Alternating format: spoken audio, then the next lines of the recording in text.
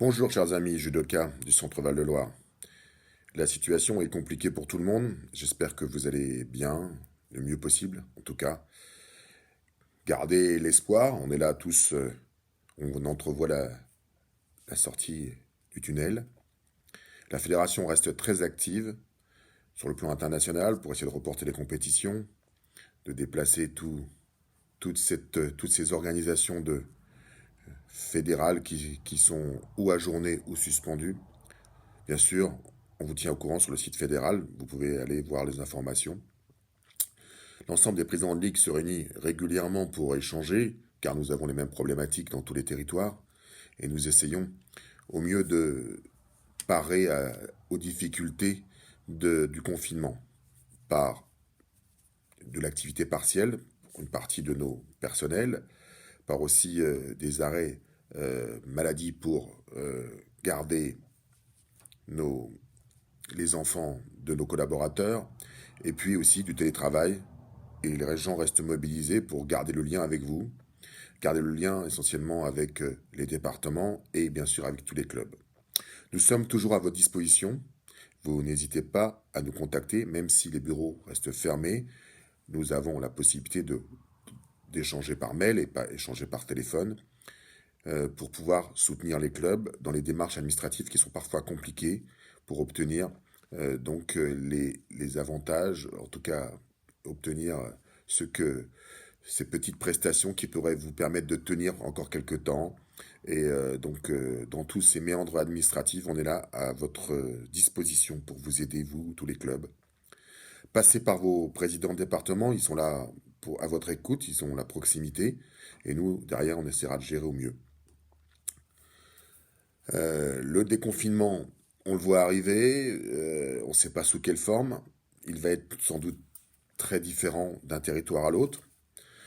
La difficulté de refaire des grandes compétitions dans l'immédiat, je ne pense que ça va être reporté.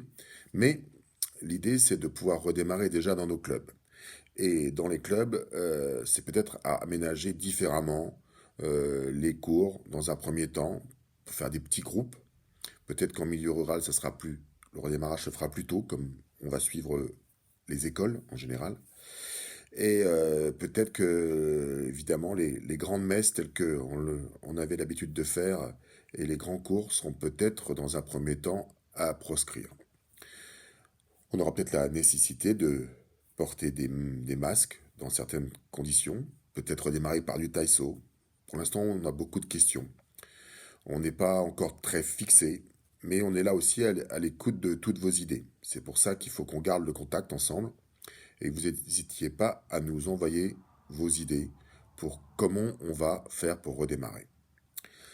Le programme, de toute façon, va s'étaler sur 3 niveaux. Il y aura des actions de ligue, il y aura des actions départementales, parce qu'il faut que dans chaque territoire, on puisse se remobiliser. Et c'est surtout au niveau des clubs où les enfants n'auront pas pu avoir leur grade de fin d'année, où les fêtes de fin d'année n'auront pas eu lieu. Eh bien, peut-être on pourra transférer ces périodes de convivialité bien en début de saison. Mais quand sera la début de saison, on ne sait pas trop.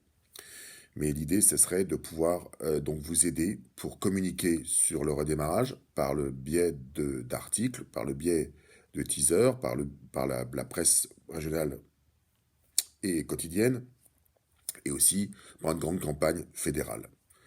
Donc tout ça, ce sont aujourd'hui nos actions. Nous travaillons d'arrache-pied là-dessus. Je crois que c'est important que de temps en temps, on puisse communiquer avec vous. N'hésitez pas à revenir vers nous. On a besoin de vous, on a besoin d'échanger. Et dans ces périodes de confinement, c'est compliqué de prendre des décisions lorsqu'on est un peu isolé. Voilà.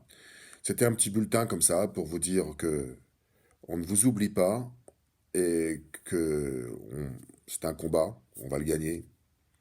Mais c'est quand même dur. Voilà. Eh bien, à bientôt tous et bon courage.